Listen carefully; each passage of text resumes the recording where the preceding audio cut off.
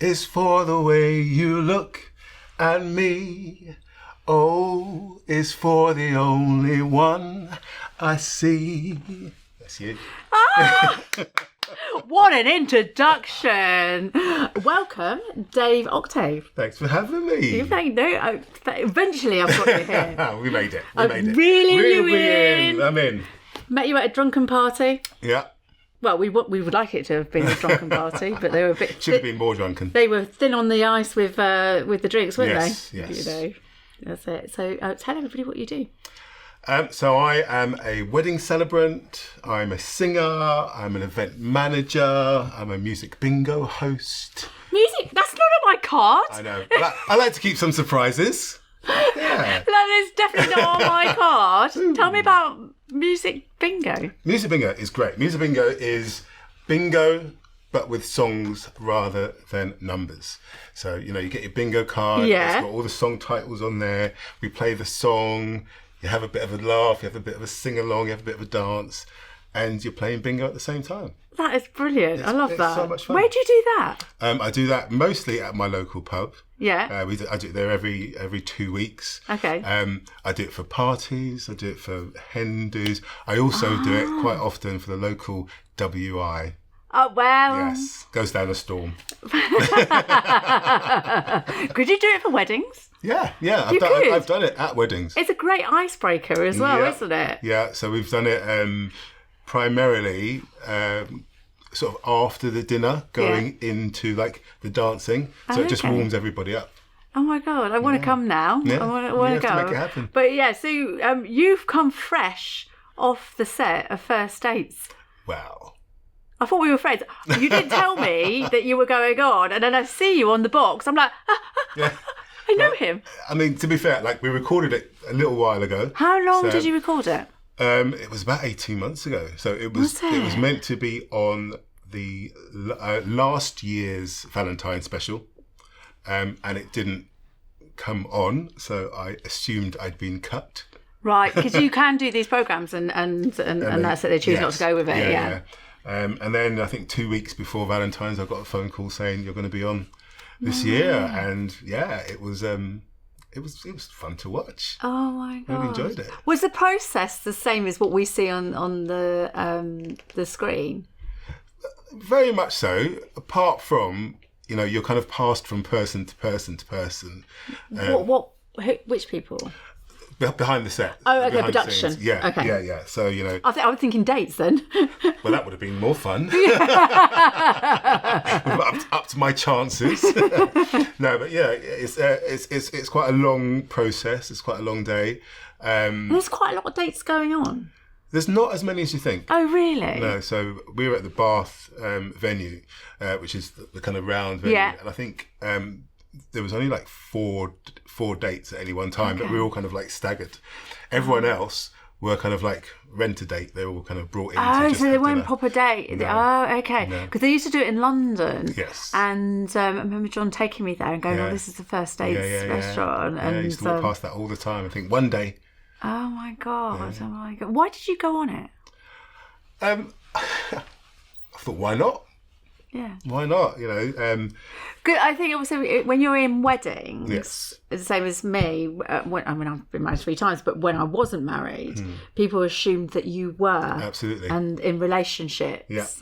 But what they don't see is that we put our lives into this. It. So the time that we don't have time to find love. We don't.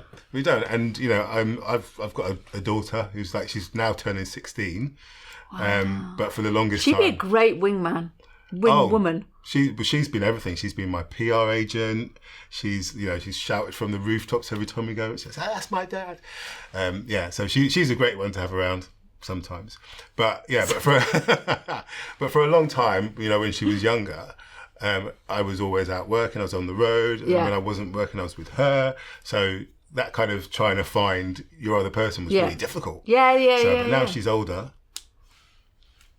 spread my wings a bit. You know? Perfect. So we can do the spoiler alert because it didn't. Yes. You've got my hopes. I messaged you going, please tell me it all worked out because you were holding hands into the sunset. Yeah. I mean, that bit was staged. Was it? Yeah. I mean, we did go off for a drink afterwards. Oh, but okay. They kind of told us what. Just to a do. drink? Yes, Sharon, just a drink. No, I was thinking 2 drinks. You were thinking something else. No, we might have had 2 drinks, yeah. Okay. Yeah. No, it was a lovely day. We had a great time. We chatted non-stop. We had 3 courses and didn't finish any of those courses because we just talked and talked and talked. Yeah. So it was a really nice date, but this, the spark Chemistry, wasn't there, and I think you really need that, don't you? 100%. You really need that, yeah, 100%. Particularly when I'm sort of stood in front of couples all the time and seeing them sort of gazing into each other's eyes. That's what I want as well. Yeah, and it's hard, isn't it? It's hard. Yeah. It's hard because they've got the happy ever after, and you're standing there going, "Why not me?" Hello, we hope you're enjoying this episode of Wedding Mayhem so far. This is just a quick shout out to this episode's sponsor, Weddingsure. Your wedding day is one of the most important days of your life, but sometimes things can and do go wrong. A supplier goes bankrupt, lost wedding rings, or even the weather turns against you. Weddingsure offers comprehensive wedding insurance, so you're not left out of pocket should the unexpected happen. With cover starting from just $38.99, Weddingsure protect your big day with 10 tiers of cover available up to £100,000. From cancellations and rearrangements to loss, theft and damage of your wedding outfits, gifts and rings, supply failure and much more. Weddingsure makes sure your day is protected, stress-free claims, no hidden costs, and additional add-ons as well available like public liability, COVID-19 cover and excess waivers. Visit weddingsure.co.uk and get a quote today. It's a small price to pay for your peace of mind. Right, back to today's episode. But I'm a true romantic, so... Are you? Yeah. Oh, well, everybody that's going to be listening to this, be like, hit him up. I'm still single. Are you still single? I'm still single. Why? I don't understand. Neither do I, Sharon. You've got Neither do everything. You can sing, you can dance. Well, you haven't seen me dance yet, have you? Well, better than mine. I did try to do it there. I think you were going one way and I was going the other way. So let's come back and talk about exactly what you do. So you are a celebrant. Yes. I am a celebrant, mostly weddings. Yep. Yeah, I mean, I love it. How long have you been a celebrant? About 5 years. What made you start? Do you know what?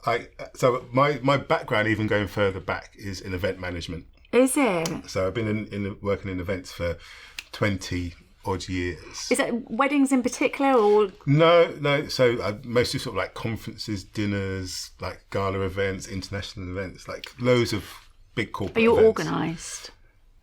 At work, I am. Yeah. But I've had this discussion. Who was I had a discussion with? I am so organised. Yeah. You know, all my marketing. Exactly what I'm doing. And the shop is immaculate. Yeah. I mean, the girls know that if I walk in, I did it. Sorry, George. I walked in and went, light bulb out. She just looked at me. She went, for God's sake, because she'd already done the light bulb. Yeah. And it must have just pinged out as I came through the door. But you were on it. But at home, I like to be as, I'm stick of the dump at home. Nice and relaxed. messy. Yeah. But yeah, so with 20 years of events experience, every time I went to a wedding, someone was like, "Oh, can you just sort this?" Or I would like you, I'd see something, I'd be like, "Oh no, we need to like look after that." So it kind of started there. At one point, I did want to be a wedding planner, but I didn't really I suppose I didn't really have the know-how, and I didn't really kind of push forward with that. Yeah.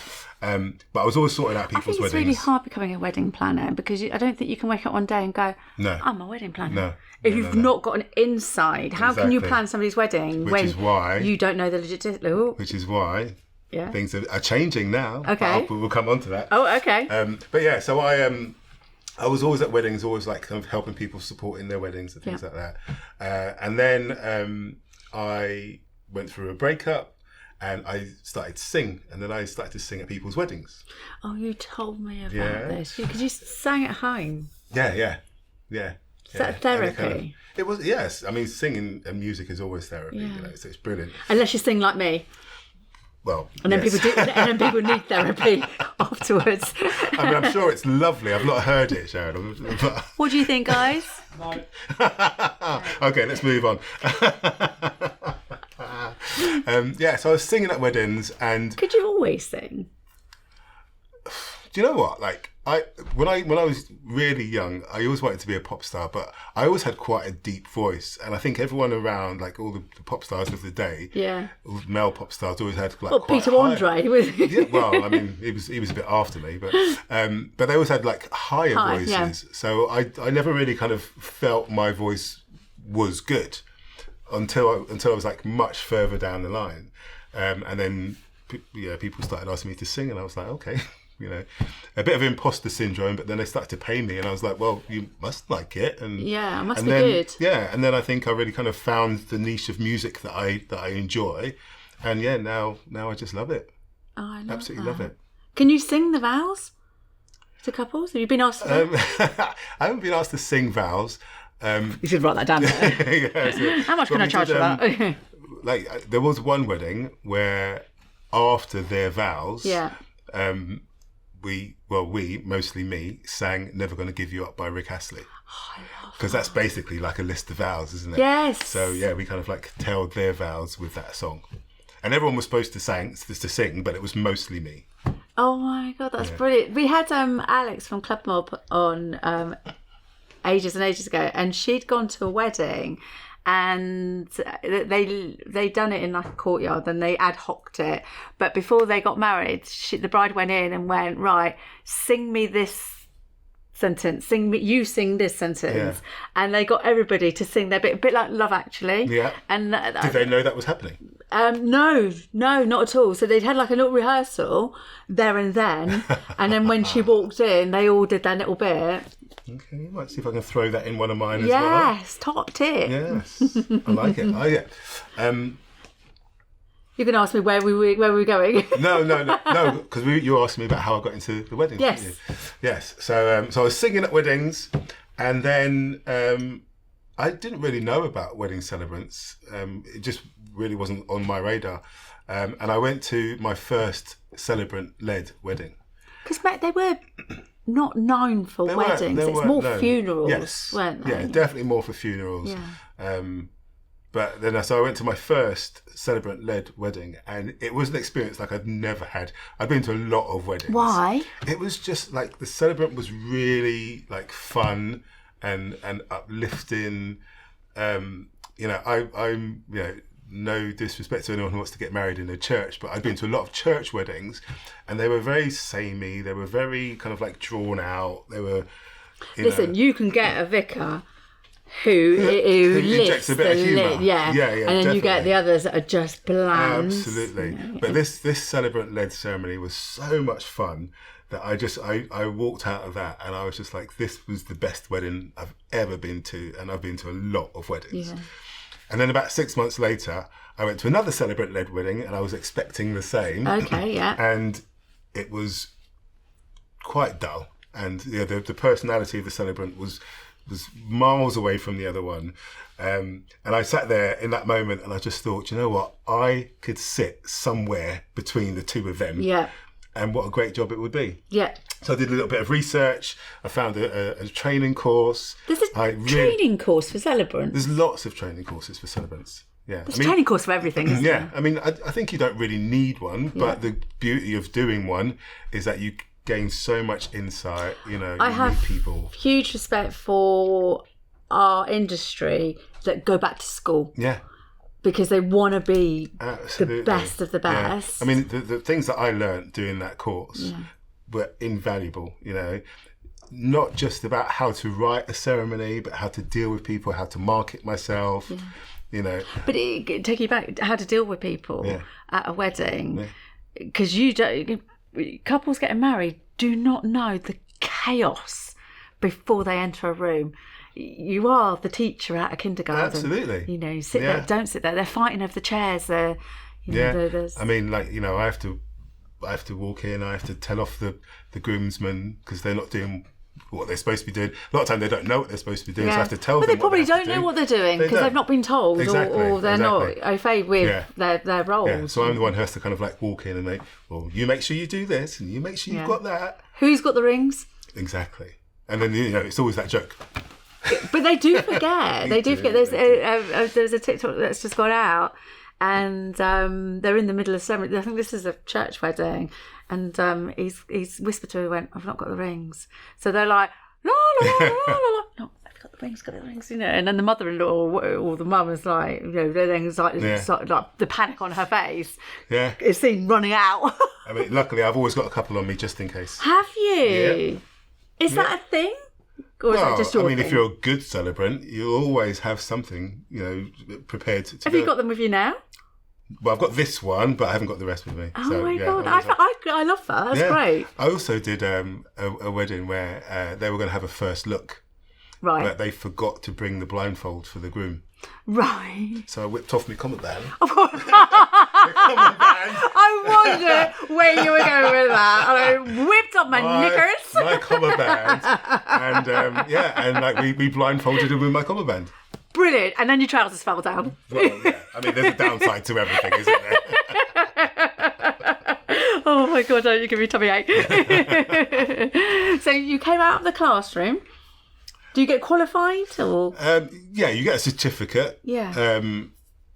But you know, it's not like an official qualification. Yeah. Okay. But the I think does it give you the confidence to go? You know what? I know what I'm doing. Absolutely. I've not done one yet. No, absolutely. Because like in part of the training, you have to do a dummy ceremony anyway. Right. So role playing. Yeah. And then, you know, you video that and you send that in because mine was mostly online. Yeah. So you video that, you send it in. So you have to kind of set up the ceremony. Yeah. Anyway. Yeah. And you kind of get marked on that as well. You know, so it's not just the delivering of the ceremony. Yeah. It's kind of like how you set up that ceremony space, and you know, like so mine was in COVID, so I couldn't have loads of people come and do the ceremony. So I had, but I would think that would be quite good practice because it was great practice. All those faces looking at you. Yeah. So, but instead of people. Yeah. I had lots of my daughter's teddies, so I that is so cute. Well, I had to have someone to look at, so I had like, you know, a series of teddies as my congregation. You haven't got pictures of that? No, the video must be somewhere. I must see if I get it. We need to see that, don't we? Yeah. I'll dig it out. Yeah. So, what was your first wedding? How did you then go? Right, I am now Dave the Celebrant. So, I think part of the course is. You've just got to push yourself out there, you know, as if you've been doing this forever. The trust in the couples, though, to go, all right then. Well, do you know what? There's two things on that, right? So I think I did 3 styled shoots before I did any ceremony. So I had some great photos of me in action. My very first booking was actually a job that another celebrant couldn't do because he was booked up. Right. They wanted a male celebrant, so he directed them to me. And I love our industry for doing that. We do it with Bridal Beauty. You know, big shout out to Carla at Chop and Brides on the phone a couple of weeks ago going, I've got this bride here. I've got nothing suitable for her. I'm the wrong shop for her. Yeah. I know that you've got... And she's sent her in a car directly to me. And we do that. It's brilliant. For good people in the industry. And I think like part of the training, particularly with our academy, was always... collaboration over competition. Yeah. You know, so like I've got 5 or 6 WhatsApp groups with different celebrants. There's enough weddings for everybody. There is, you know, and also if I can't do a wedding, or I think there was only one time I was actually sick and I couldn't make a wedding, I've got people I can trust and count on. Had the same conversation with Holly that was on previous, and in the industry, I mean, I've been doing this 23, coming into my 24th year. I think I've only had 2 Saturdays off. Yeah.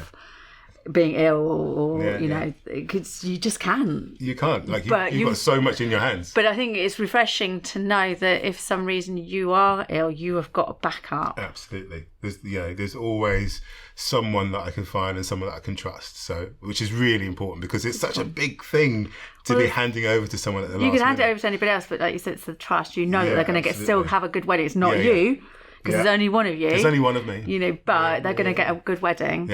Yeah. From it. So I had so he basically passed that wedding over to me. That was my first actual couple. And you know, we were very transparent and I think they were a bit tentative, but you know, I tried to really kind of go at it and build the trust with them.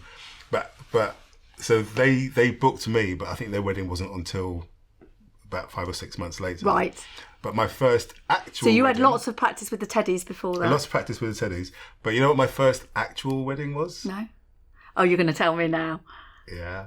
Was it maths? It was maths. Stop My it. first actual wedding as So a you celebrant. need to go back through the history of maths because you are the official celebrant. Well, one of them. No, you are. I'm telling everybody that you are the only official one. You've been on all of them. I've not written them down now. I've been on 3. So I did not the last season because I was doing another show for that one.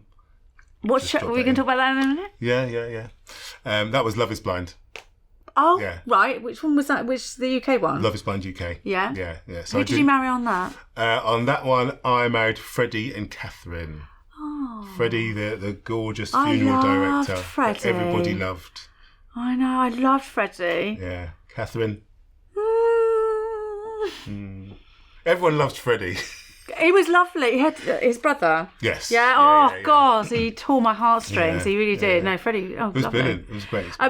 But you've done the iconic "I love you," Arthur. Yeah, that was a moment. Were you expecting him to say that? No. So I get to see. In fact, no, that year I didn't. So the previous years, I get their vows. Okay. Just beforehand. Because you would do that with couples anyway, don't you? Yeah. So you kind of like have their vows on cards and, hand them. But I didn't, for some reason, I didn't get to see Arthur and Laura's until the very last minute. They were handed very last minute. I don't think he had it until the last minute. Yeah. So he had the iconic line of reading his vows and then saying at the end of the vows to a woman that he'd literally just met, "I love you." What did you think? Was it exactly how it was on the show? Exactly as it was on the show. It was exactly. I think you could edit that. That was gold. It was, it was so left field. Yeah. I think everyone. It's random. It's so everybody just kind of like took a moment and was like, "What did you just say?" And I think none of us were more shocked than Laura. But was he shocked? Did he know that he'd done something wrong? I don't think at first he did. No. I think I really think in his head he thought this was like a really cool thing to do. Yeah. It's a really like cool way to end. Well, if you marry, to be honest, if you're marrying somebody, you are telling them that you love them. Yeah, but that's someone that you probably do love. Yeah. And that you've met before. Yeah. More than just their first name. Yeah. Yes. Yeah. Well, no, he didn't actually even know her name. Well, at that point he did. But I think he thought he hadn't sunk in what her name was. I think it was, and then we went, "Who am I married? Who have I married?" Oh, it was a moment. But I think all of my. Was he nice? He was really nice. Yeah. He was really, really nice. I think actually I think another reason why I don't know if I'll be back on maths is because all the weddings that I've had, they've all been nightmares. They've all been car crash. But I think that's reason to get you in. That's not down to you. It's like, the unlucky penny. It's like all the brides and grooms will see me and just be like, "Oh no, not him. Not him. Yeah, you know if you're going to get Dave. Oh shit, this is not going to work. We're in for it. Can we have Mary, please? Yeah. No, but they've all been fun. But how did that come about? Because you're not known as a celebrant. You've not done one. I clearly had done a really great job on my website. Yeah. And with the aforementioned styled photo shoots, because I got an email into my inbox, and the title was "Married at First Sight," and I just thought, well, I've no interest in becoming a groom on Married at First Sight, so I didn't even think about it. It's all about me. It's all about me. And then I read the email, and it was basically production saying, we've seen your website, would you be interested in being a celebrant on maths? And my immediate thought. Well, how big was your audience at that stage on your socials? Not very high, I would have thought. Not very big at all. So that actually puts that out the window where they only go after the high. Yeah, no. It was, like I say, it was my first actual wedding. Yeah. But I got the email, and I genuinely thought my friends were playing a kind of prank on me, because I was so new into my celebrant career that I hadn't even considered being a celebrant on TV. Like, that wasn't even, if I had a mood board, that wouldn't have been on there. No. When I set out to do this business, your business plan with the bank, going, right, this is what I'm going to do. It was never there. So, I got this email and I was just like, which one of you? Pranking me. I had that when we did Don't Tell the Bride. We did the first original, first ever show. It was first aired. So we did it in the shop. And I remember getting the phone call from the girls ringing me going, got a guy coming in that wants to try dresses on. I went, yeah, is there more than one of you? Because, we do allow, but there's got to be 2 people in there, 1 chaperone. And they went, yeah, there's 2 of us. Next minute, like, he's bringing a film crew. And I'm like, all right, I'm on my way, And then I'm playing, and I'm thinking, this is a wind. It's my birthday as well. This is a wind up, because I'm always winding up other people. Yeah. This is their payback. Never paid me back since. No. I'm waiting. But yeah, like you, I thought this has got to be a wind up. Yeah. Because back then it wasn't really that well known. Well, it wasn't. I mean, I think we'd had 4 or 5 seasons of the original format over here, which was a very different format. So your first one that you did was that the Australian format? Yeah. It was, yes. We did the last UK format, and that was the last legal weddings. Yeah. So after that, they never legally got married. Which was a good thing. It was a really good thing, particularly for our bride. Yeah, no, but I did the first season where we adopted the Australia format. So this was a good practice for you, really. Yeah, it was brilliant. Was it a pinch me moment? It was. I mean, I'd done bits of TV before, so I was kind of like used to being on set. What kind of stuff on TV have you done? This is not on my card, Dave. What can I say? I'm full of surprises. Surprise.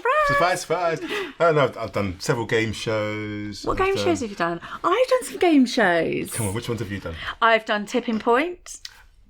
Haven't done that one. Have you not? No. I did get through to it, but I couldn't do Not good enough. I couldn't do the record day. I found Ben Shepherd come out, and then the hairdresser came in and went, I need to cut your hair, Ben. And he went, all right, okay. And he went back in, and I found his. I had to get. I was a stand-in, and then when I met him, he was like, "You come on the show, find room for her." And I was like, I was so taken back. It was so sweet, but they didn't have a changing room for me to change into. So me and this girl. One that she won actually went into this changing room, and all Ben Shepherd's clothes were in there. Tried on his duffel coat. Have you still got it? Yeah. I'm a huge fan. I'm a big fan. He's local as well. Oh, yeah, but yeah, that was one that I really did want to go on. Yeah, I'll put a word in for you. Yeah, please. Yeah. And tell me you can have his coat back. I did The Boss.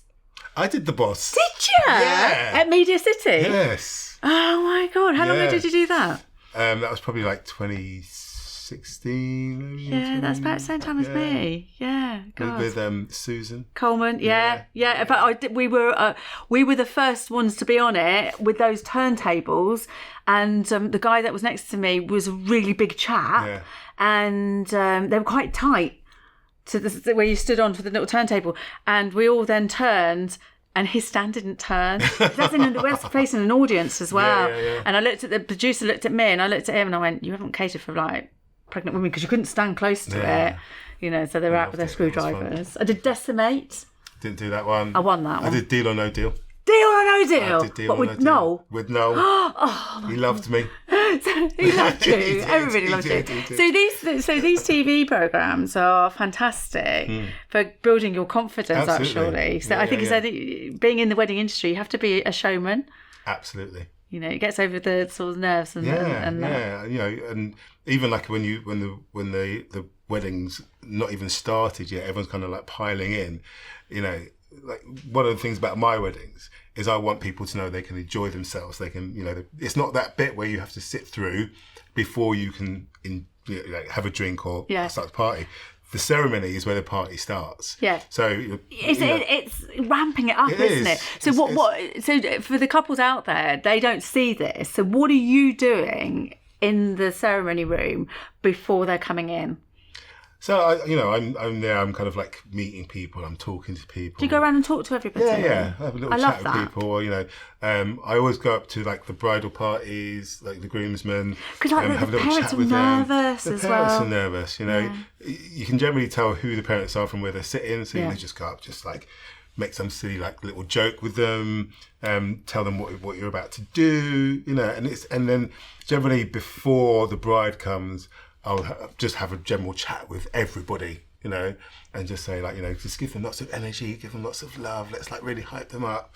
But yeah, because I think from that point, everyone's got to be in it, and once your bride comes in or your brides come in, you want that room to just know that they can erupt and just enjoy themselves and be in it. Yeah, and that's it. It's built. It's ramping it up and getting everybody excited, so they're having a good time. So they know this is going to be a high energy wedding. Yeah, in terms of like the game shows and TV studios, I am the hype man as well as the host. Yeah, it's everything. I think in our industry, you have to be good at quite a lot of things, not just at what you do, because you've got to step in at any moment because things do go wrong, things do kick off. Yeah.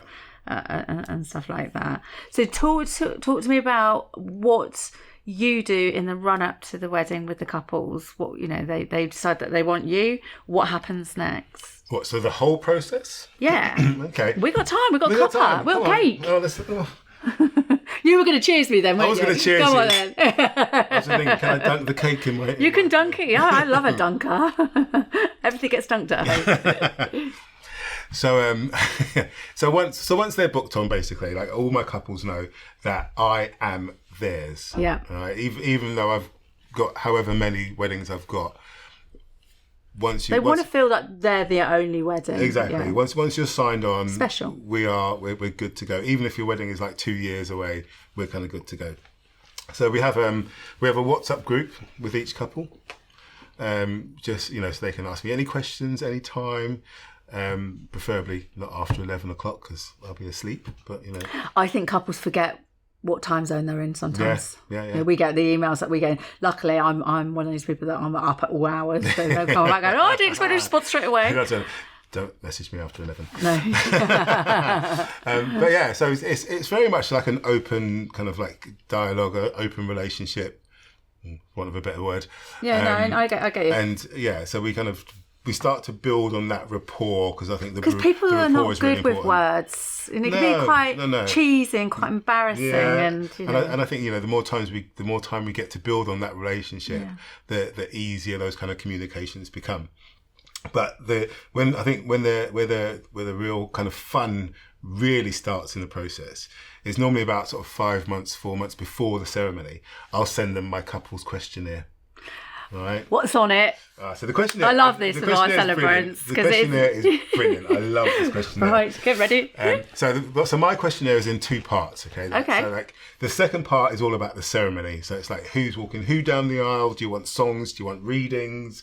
Who's giving who away? All that kind of stuff. The kind of the logistics of the ceremony. It gives you an insight to the day as well. It also kind of tells you how much they know and how much they've thought about what they actually want within their ceremony. The second bit of the questionnaire is my favourite bit. It's the fun bit, and it's the only time I give my couples rules. Right, so they have 3 rules with this questionnaire. Rule number 1 is they have to write as they would speak. Okay. Yeah. So don't pretend you're. Because is that so that you get the real them? So you get the real them. So you get kind of like sayings that they would say. Yeah. It's because I really want them to kind of turn up in the script that we write. So I want people to sit in there and go, oh, I could so hear Sharon saying that. Yeah. It's really important that. The second rule is no short answers. Okay. Right. So like any 2-line answers, like that questionnaire is going back. I want you to. Oh my God! You're going to send it back to them. Yeah. I want to know the wheres, the whens, the hows, the feels. Okay. Who said what?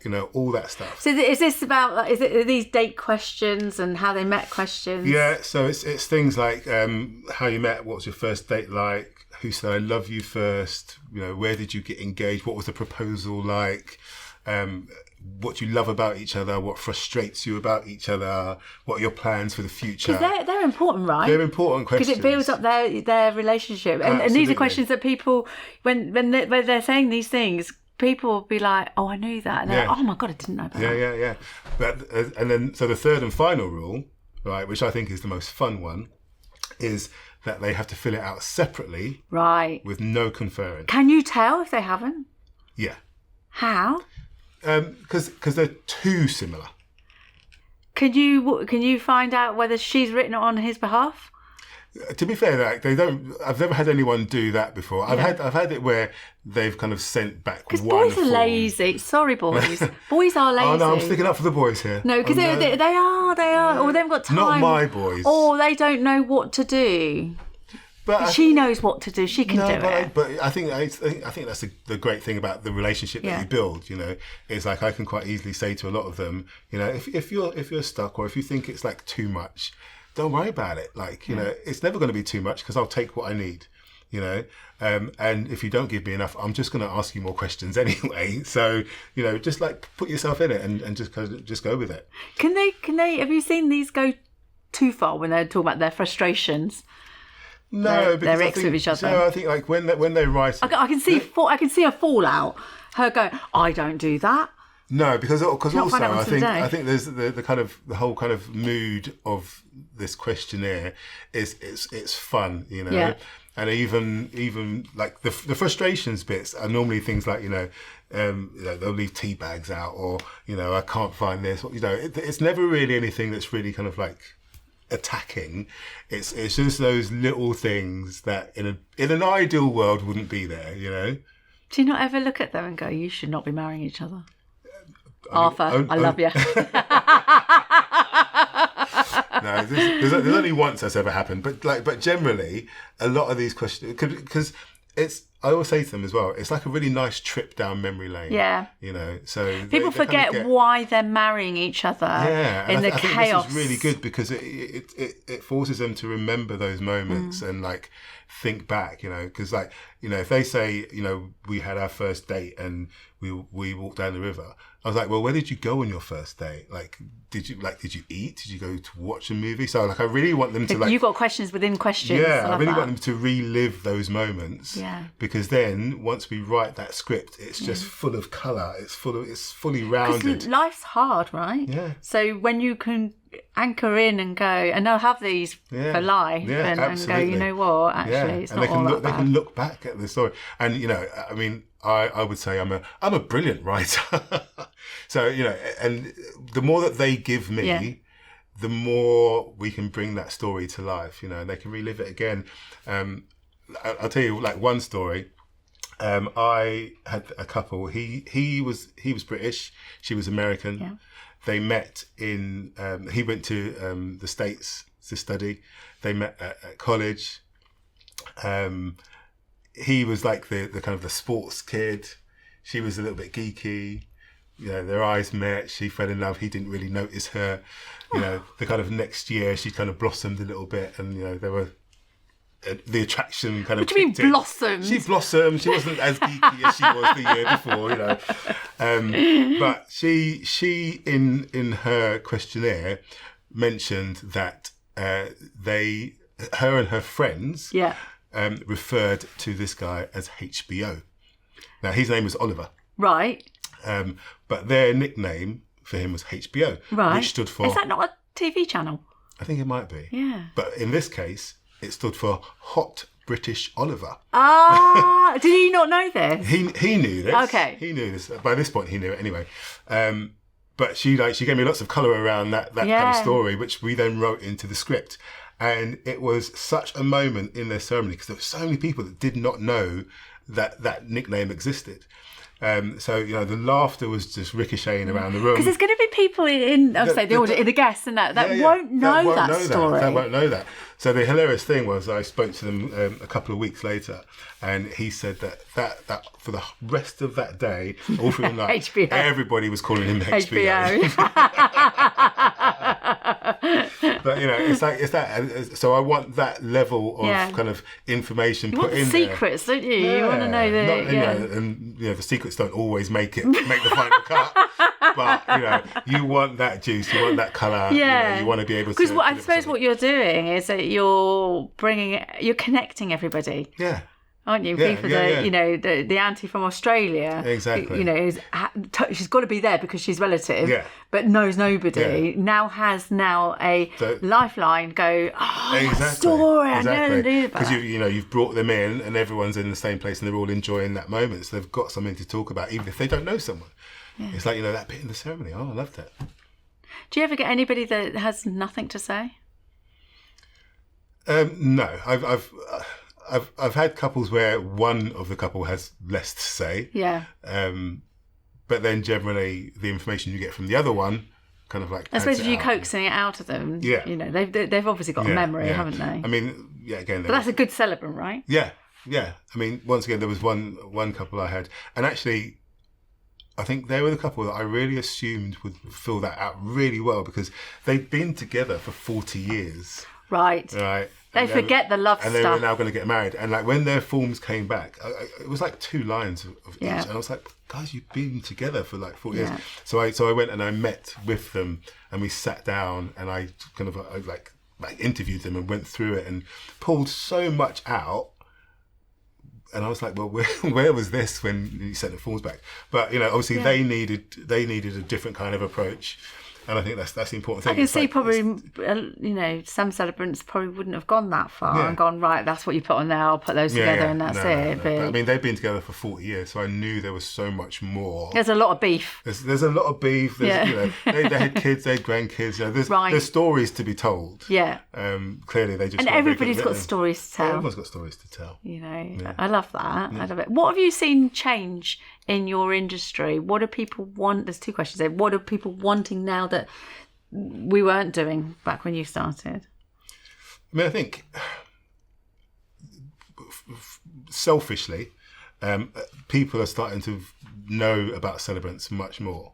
And I think the message is getting out that you can have a ceremony the way that you want it. Like it doesn't have to be stuffy and boring. Yeah. You can have shots in the middle of your ceremony if you want to. You can come down the aisle on a skateboard. It doesn't really matter. Whatever represents you. I've got a bride at the moment, and she's one of her. They run a bar together, so their life is partying, and they're actually having a girl walk round with the shot belt. Yeah.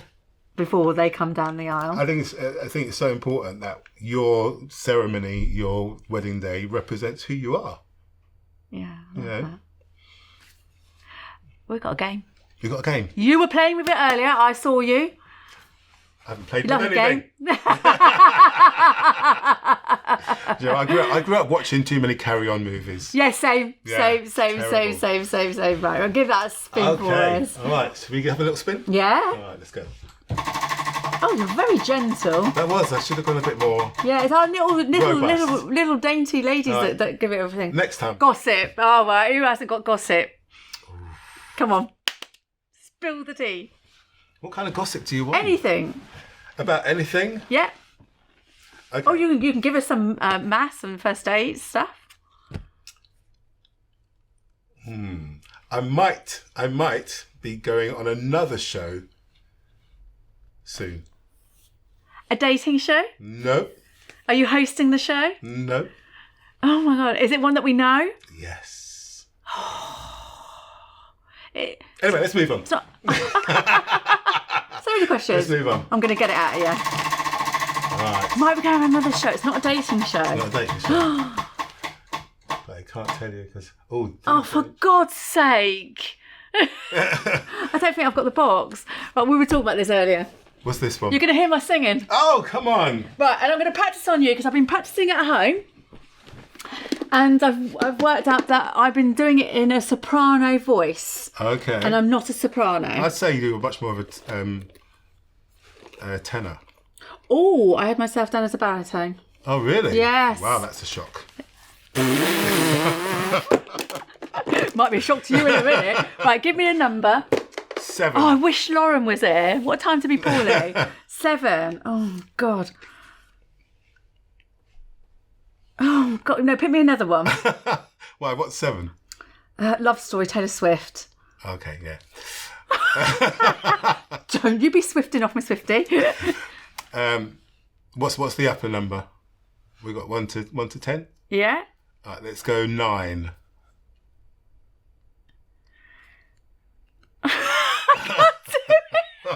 Right, ready? I have no idea. Come on. No, I've gone up, haven't I? I don't know what you've done. Ready? Listen.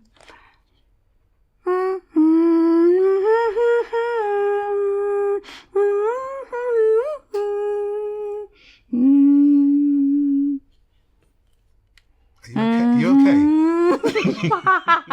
Never okay, Dave. Never.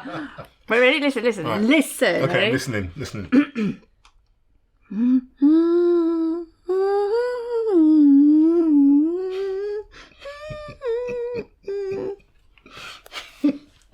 And I've got to guess what that is. I'll give you a clue. Can you give me the title? Boat. Boat? That's the clue. Yeah. Oh, it's not Titanic, is it? My Heart Will Go On. You got it. Out of my singing, you got it. No, it wasn't from That your is singing. that is a It wasn't result, from your guys. singing. Yes. It was because I'm good at cryptic clues. That's what it Of all the ones to land on. We got questions from the public. Do you want to answer some for me? Lovely. What is this TV show you're going on? Oh, is it TV? Or is it a movie? is. We've moved on now, haven't we? No, I will never move on until I know. Right, go on then. Okay, let's have a look. Has it got a host? Might do. Stephen Mahone hosting it? Okay. Look at me. Hello. Did I get that right? I don't know. No. So am I reading? Yeah. So these are questions that get DM'd into us. Mm-hmm. They answer. We've got them in the boutique as well. So they come from all over. Okay. So help needed girlies. Oh. You could be honorary girlie today. Yeah, I'll be an honorary girlie. Won't be the first time. I'm gutted. My MOH has turned down being godmother to my new baby, saying she's too busy to dedicate time. I'm now worried she won't have time to be my best bridesmaid. Struggling to cope with this, really, and it's causing us a bit of distance. We are normally really close. Everyone close to me says demote her at the wedding. Oh, God, they're brutal, aren't they, people? But I think that's right. Do you? Yeah. So she's matron of honour. But being a godmother is a lifetime thing. It is. Matron of honour is a day and the run up to it. But her worry is that she won't have time to be the best bridesmaid. I see. I think you're being harsh. Well, no, I think it's good for both of them, isn't it? So it takes the pressure off the I think best she's maid. testing. It sounds like she's like, well, if she doesn't want to be godmother, how much does she like me? And should she be maid of honour? I differ on this. Do you? Yeah. Gonna have a fight. Fight. I think she hasn't got enough time to dedicate to being the godmother. Right? Yeah. That's But that's lifetime. that's life, and that that's a separate thing. Claire's worry is that she won't have time to be her best bridesmaid. Right. So what advice are we going to give? So I would say, don't worry about her being your best bridesmaid. Give that job to someone else who really wants it. That way, it doesn't cause stress between your friendship. Your maid of honour knows that it's not a big thing. She can still be maid of honour. Yeah. But just give someone else responsibility. Yeah. So exactly that. So she can be matron of honour because she's her best friend. Yeah. But job wise, choose someone else who you know is going to be responsible. And I think also when you're planning a wedding, giving like lots of jobs to one person is very overwhelming. Yeah. We have busy lives. Yeah. We're trying to juggle everything. So you distribute those jobs out. But also, I think the last thing that you want in the run up to a wedding is anything that's going to cause you extra stress that's not needed, or anyone that's around you. So she's telling us that she's time poor by turning down being. It's a lot of responsibility being godmother. But also part of that is how Claire feels. It's not like her friend that says, "I don't want to be your best best bridesmaid," But Claire, just give the job to someone else. If Lauren was here, she'd be like, she don't like you. She does like it. Here we go. Pick another one out, and then mine's bridal. Has anyone ever bought a dress and then last minute changed their minds and gone with a completely different style? Yes. Yes. Yeah. I do it all the time. You do? Wow. I mean, with us, all our brides, we have an exchange policy. Even if they're having a dress made for them, if their circumstances have changed. Even if it's specially made. Yeah. They can come and swap it for anything in the boutique. Because if they've bought a slim dress and they fall pregnant, they're not going to get in that dress. Yeah. I mean, we can make that work, but, they might need something to cover a bump, or they might want to embrace it and want a bigger size than a slim dress. So, yes, it's normal. Don't think that, if you're buying a dress, that is going to be, especially if you're buying in advance as well. A lot of girls will worry. But my girls that buy so far in advance are the ones that don't request a change. Really? My girls that do it 9 months and under, and it's the pressure. Because they think they've just got to get something in. Yeah, it's the pressure of time. But the girls that do it 18 months and over, they do one job at a time.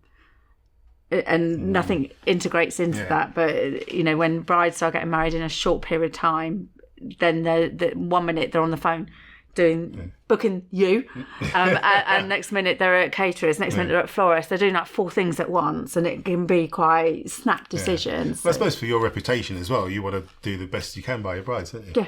Yeah. Again, we don't want.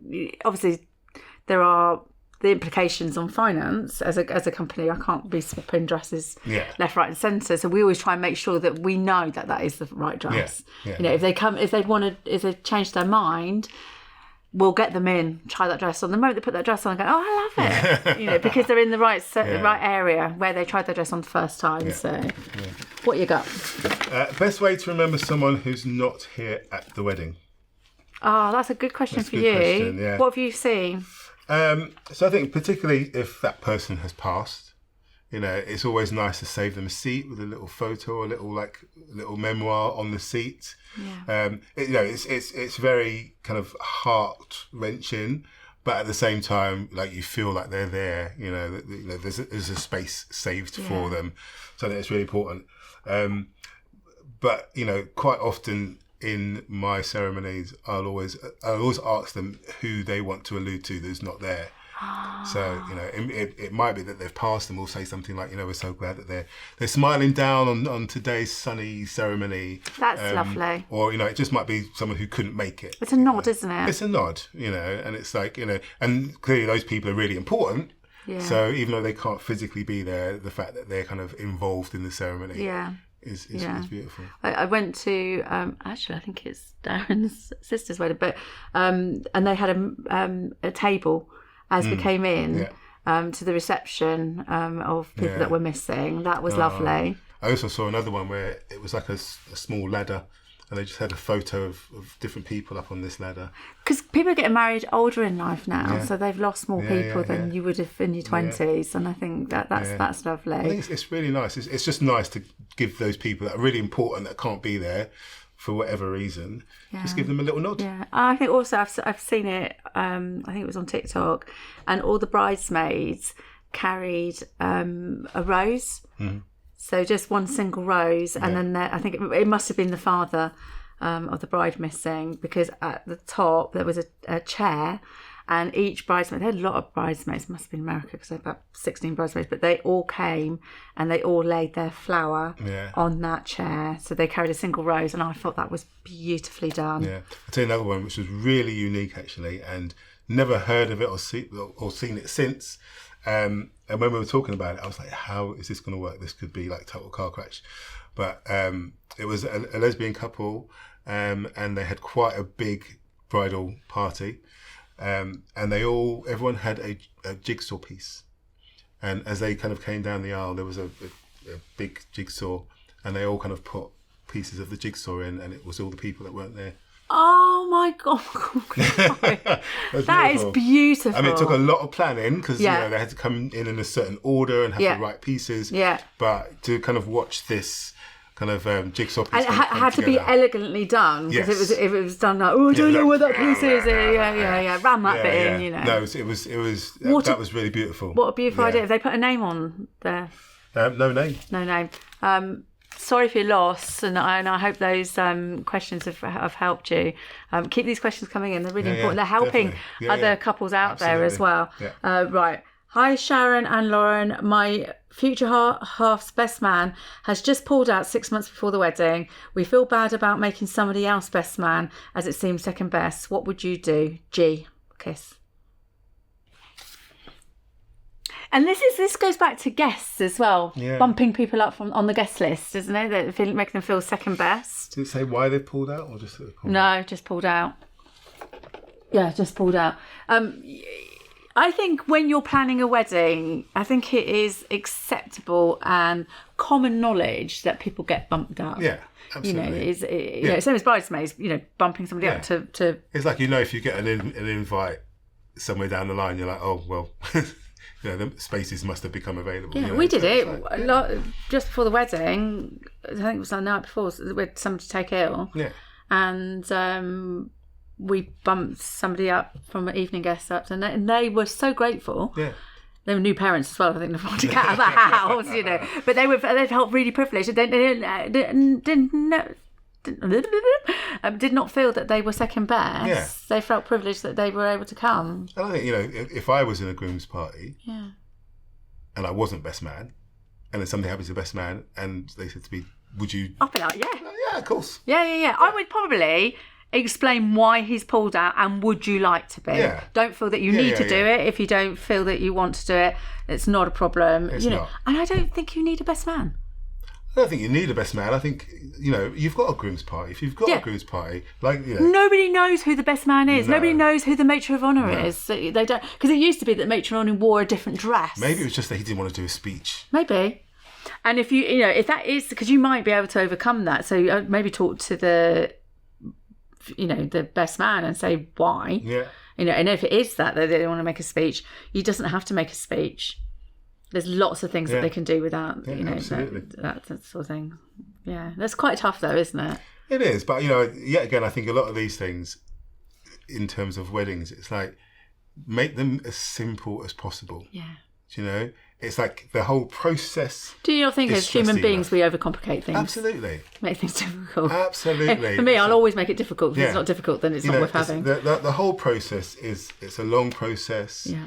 It's an expensive process. And your guests don't understand what you go through. No, there's balancing of like families, there's balancing of like needs and wants and everything. It's like make things as simple as possible. Can couples give you the heads up if there is an issue in the party? Because you're there, aren't you? It has happened. Yeah. It has happened. But yeah, I think that yet again comes down to me as a celebrant and a diplomat, I'm glad you said that because you are a diplomat. You've there have been times where there's been somebody in the bridal party who wants more or didn't have enough, or feels they should be higher up in the pecking order. Yeah. So a question came in this week, and the mother-in-law who did the invitation is upset the mum of the groom by not putting her name on the invitations. It's all kicked off. And it's people. I think it's my eye roll. Yeah, I know. It's. She didn't realise she was making a mistake, and she hasn't made a mistake because you do always announce your daughter. Yeah. You don't put the other side in. Thank you for coming in. Oh, are we done? I've had way over time. Are we done? Are we done? No, let's keep going. So you're going to come back. You're going to co-host when Lauren goes on maternity leave. I'd love to. And you're going to sing us out with a song. Oh, yeah. You are. And before you go, look into this camera. Tell everybody who you are, where they can find you. Yeah, so my name is Dave Octave, also known as Dave the Celebrant. You can find me on Instagram at Dave the Celebrant, or Facebook at Dave Octave Celebrant. You can find me anywhere in Leighton. Just come down to Leighton and say hi. I'll be around. You're the most wonderful guy. Stop it. No. But when we first met, instantly, and I think any couple meeting you for the first time, be like, thank God I found you, because I think you will just take control of it. Yeah, I mean, and not blowing my own trumpet, but a lot of people say that, and I think it's just because like my whole ethos is like, like I say, We're not going to make this difficult. We're going to have fun with it. Yeah. You know, anything that you need, like, we can talk about it. We can make things happen. Yeah. I want people to walk away from an experience with me just having had the best time and having had or having so many memories that they can just look back on and enjoy and smile and laugh about. You love what you do. I love what it's I do. It's so obvious. I do. And we'll get out of him after we finish filming where you can see him next on the TV. I can't believe you're keeping that from me. Not just yet. Thank you so much. Thank you. Thank you.